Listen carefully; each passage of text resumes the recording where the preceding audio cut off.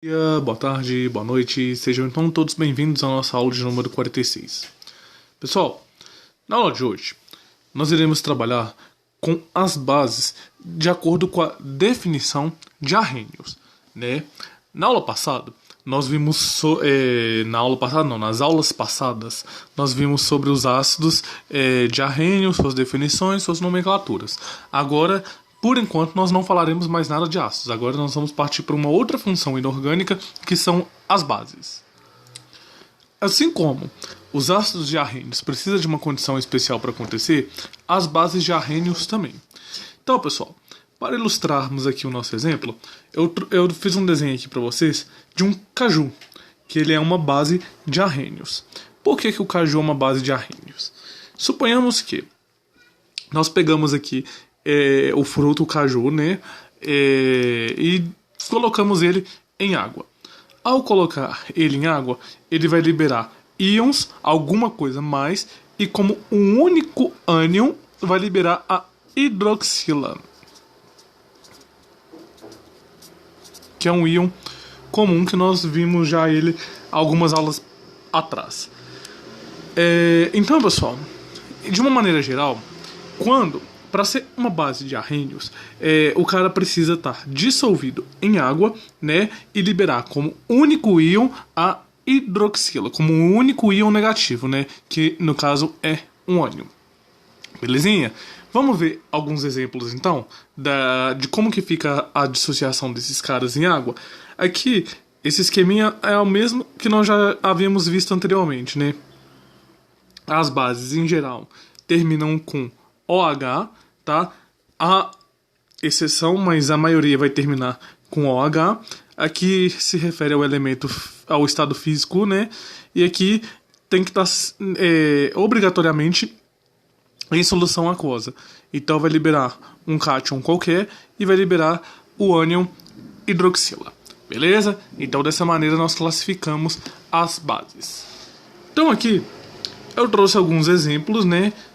Sem estar importando um pouco com os estados físicos desses carinhas aqui.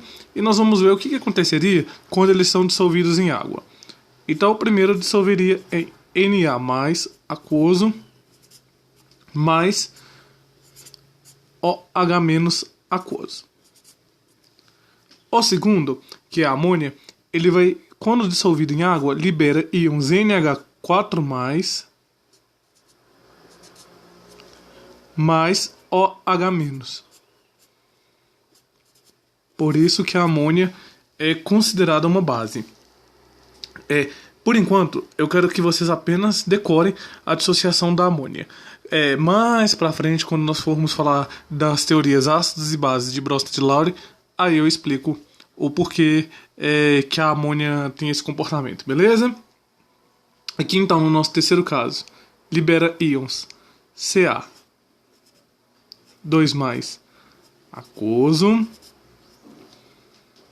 mais 2 íons OH-. Aí a galera deve estar se perguntando, por que 2 íons OH-? Nós vimos aqui em cima, na definiçãozinha, que como o único íon que libera negativo, o único ânion, é OH-.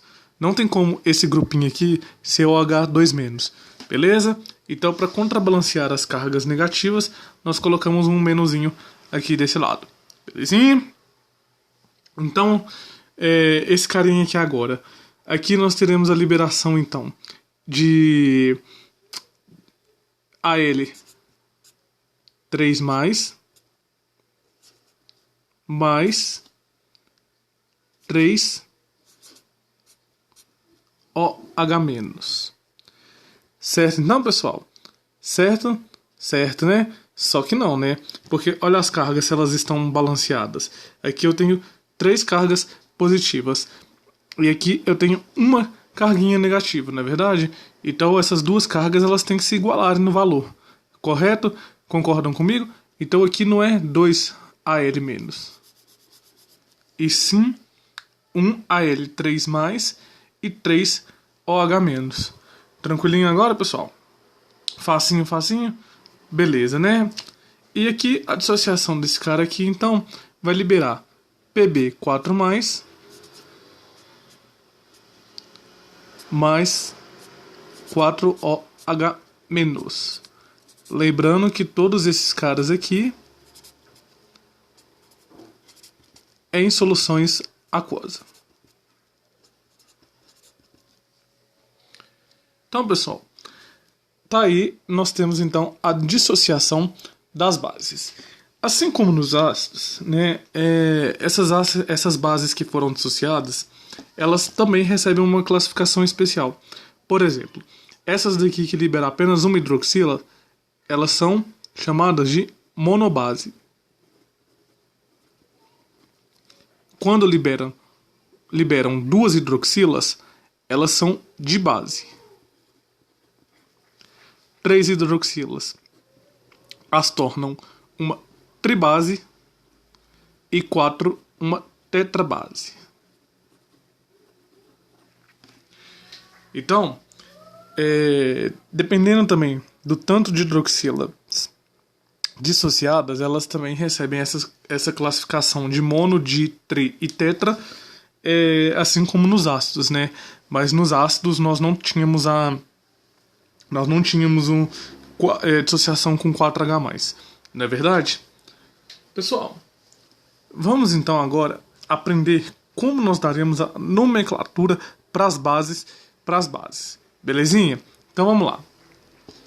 O primeiro passo para nós darmos a nomenclatura para as bases seria seguir este quadro aqui. Então nós começaríamos com hidróxido de mais o nome do cátion, né, literalmente o nome do cátion, mais a carga do cátion quando essa carga ela for diferente de 1. Belezinha? Vamos fazer 2 exemplos aqui então e depois eu deixo 3 exercícios para vocês treinarem. Então vamos lá. Nós temos aqui o FeOH2 e o FeOH3. Então vamos aprender como nós damos a nomenclatura? Seguindo aqui os passo a passo que nós temos aqui, escreveríamos hidróxido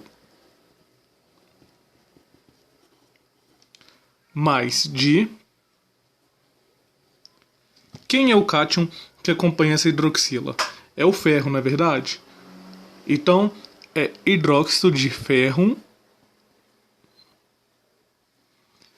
Agora aqui, pede a carga do cátion quando ela for diferente de 1.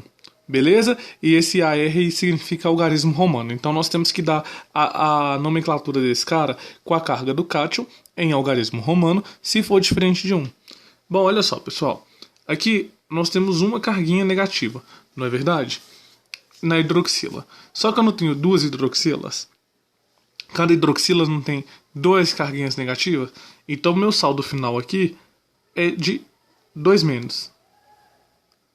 Então, esse ferro inteiro, para contrabalancear essa carga negativa, precisa ter um saldo positivo de 2+. Não é verdade? Então, observem a carga desse carinha aqui. No Fe é 2+. Então, isso aqui é um hidróxido de ferro 2, representado em algarismos romanos. Beleza?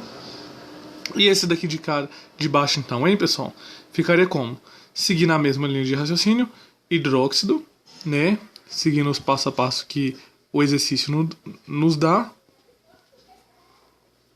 O segundo passo, colocar o nome do cátion, que é o ferro ainda. Só que aqui, se nós formos ver agora, cada hidroxila tem uma carguinha negativa. Só que agora eu não tenho 3 hidroxilas. Então aqui embaixo eu tenho 3 carguinhas negativas. Então, desse outro lado aqui, para contrabalancear, o ferro também tem que ter 3 carguinhas positivas. Então esse aqui é o hidróxido de ferro 3. Beleza? Porque quando a carga do cátion for diferente de 1, nós temos que representar ela aqui e expressa em algarismos romanos. Pessoal, pausem o vídeo e tentem resolver, fazendo favor, esses 3 exercíciozinhos aqui de baixo. Depois eu volto com a resposta para vocês.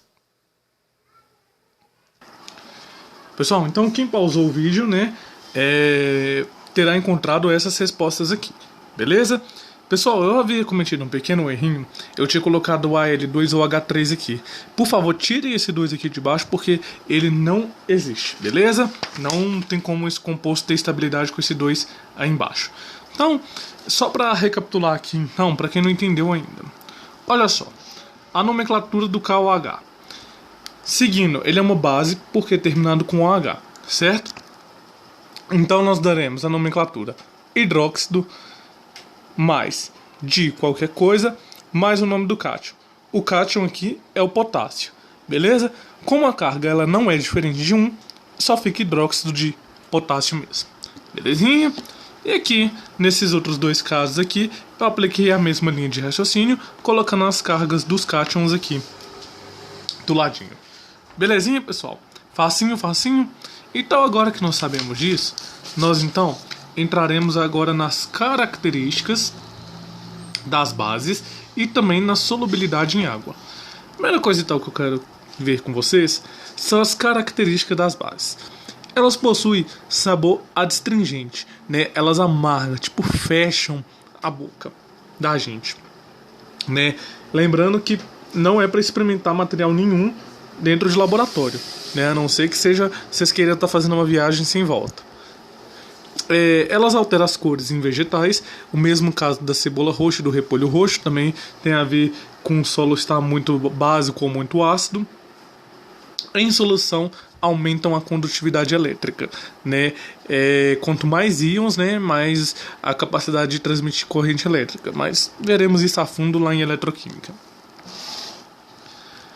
Então, para finalizarmos das bases, nós falaremos da solubilidade desses carinhas em água, né? Vocês veem que base é um assunto bem tranquilo, bem pequenininho em relação aos ácidos, né? A solubilidade desses caras em água depende de 3 fatores. Por exemplo, para os metais alcalinos, essas bases elas são super solúveis em águas. Então NaOH, KOH e companhia limitada, que são formadas a hidroxila mais o metal alcalino, são compostos solúveis em água. Quando são formadas por metais alcalinos terrosos, a solubilidade em água já diminui, aí elas são pouco solúveis. E se as bases são formadas por outros metais, por exemplo, Al ou H3, aí elas já são consideradas insolúveis em solução aquosa, em água, beleza? Então seria como se vocês colocassem o pozinho lá e ele ficasse precipitado ao fundo. Tranquilinho então, pessoal? Então tá aí nossa aula de bases de arrênios, tá bom? Forte abraço, continue na sequência que tem mais química inorgânica para vocês. Até já!